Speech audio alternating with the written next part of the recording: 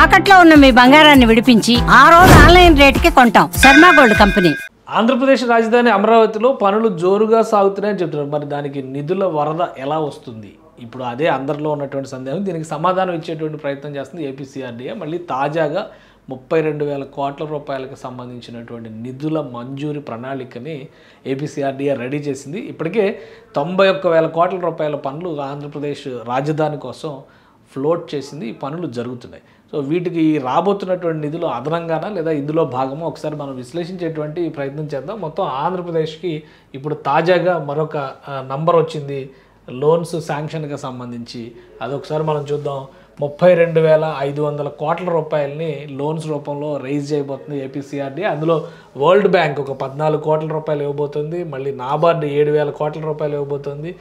ఇది 14,000 కోట్లు, 7,000 కోట్లు, అంటే అక్కడ 21,000 కోట్ల రూపాయలు అవుతుంది. మరొక 10,000 కోట్లు ఎన్ఏబిఎఫ్ఐడి, అంటే ఇది కూడా సెంట్రల్ గవర్నమెంట్ ఇన్స్టిట్యూషనే, 10,000 కోట్లు ఇవ్వబోతోంది.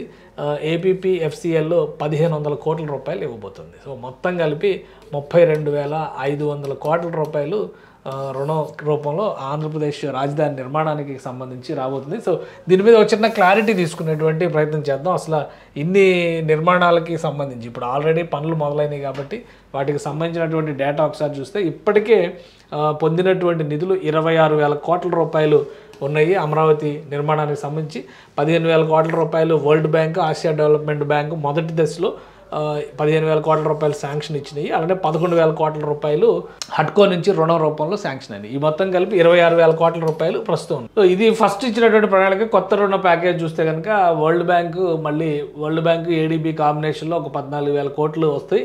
ఎన్ఏబిఎఫ్ఐడి అంటే ఇది కూడా కేంద్ర ప్రభుత్వానికి సంబంధించినటువంటి ఫైనాన్షియల్ ఇన్స్టిట్యూషన్ అనమాట.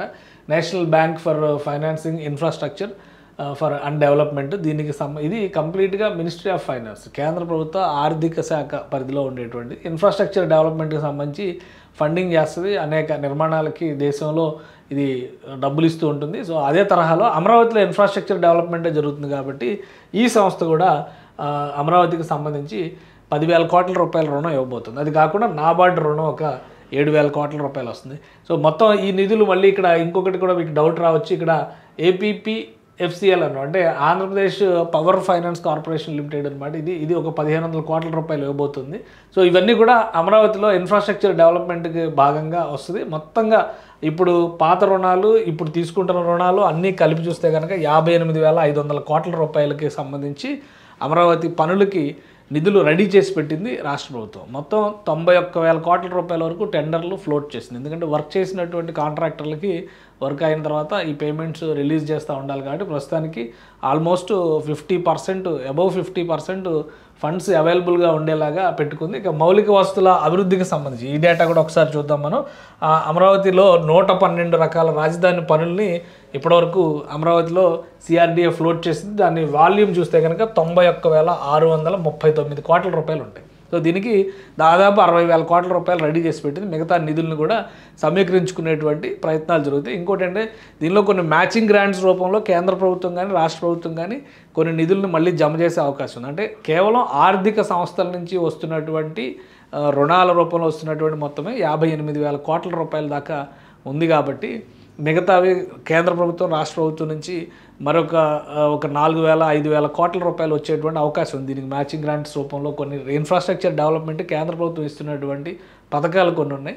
ఆ పథకాల రీత్యా కూడా దీనికి ఫండింగ్ వస్తుంది అన్నమాట. సో ఇప్పుడు జరుగుతున్నటువంటి పనులు చూస్తే రాజధానికి సంబంధించి రవాణా నెట్వర్క్, రహదారులు, ప్రజా సౌకర్యాలు, ప్రభుత్వ భవనాలు, నివాసాలు ఇవన్నీ ఇప్పుడు పురోగతిలో ఉన్నాయి. అలానే నిధుల ఆమోద ప్రక్రియ, ఈ ప్రతిపాదనల మొత్తాన్ని కూడా ఇప్పుడు కేంద్ర ప్రభుత్వ ఆర్థిక శాఖకి పంపిస్తుంది. రాష్ట్ర ప్రభుత్వం కేంద్ర ఆర్థిక శాఖకి పంపించిన తర్వాత దానిలో ఈ మ్యాచింగ్ గ్రాంట్స్కి వాటికి సంబంధించినటువంటి క్లారిఫికేషన్స్ ఏమైనా ఉంటే వాటి నుంచి క్లారిఫికేషన్స్ అయిన తర్వాత క్లియరెన్స్ ఇస్తుంది. ఎందుకంటే అమరావతిలో రుణాలకి కేంద్ర ప్రభుత్వం చాలా వాటికి కౌంటర్ గ్యారంటీ ఇస్తానికి హామీ ఇచ్చింది. కాబట్టి కేంద్ర ప్రభుత్వ భరోసానే ఈ రుణాలకి రావడానికి కారణమవుతుంది. గత ప్రభుత్వం చేసినటువంటి నిర్వాహకం ఫలితంగా రుణాలు ఇస్తామన్నటువంటి వరల్డ్ బ్యాంక్ దగ్గర నుంచి అనేక సంస్థలకు నేరుగా లెటర్లు పెట్టి ఇది ఆర్థిక భారం అవుతుంది కాబట్టి మేము హ్యాండిల్ చేయలేమని చెప్పారు. కాబట్టి ఇప్పుడు కేంద్ర ప్రభుత్వం ఇన్వాల్వ్మెంట్ ఉంటేనే ఈ ప్రొసీజర్స్ అన్నీ కూడా ముందుకు జరిగేటువంటి అవకాశం ఉంది. సో ఏపీసీఆర్డీఏ మొత్తం కసరత్తు చేసి మరి ఒక 32,500 కోట్ల రూపాయల రుణ సమీకరణకు సంబంధించినటువంటి ప్రణాళికను రెడీ చేసింది.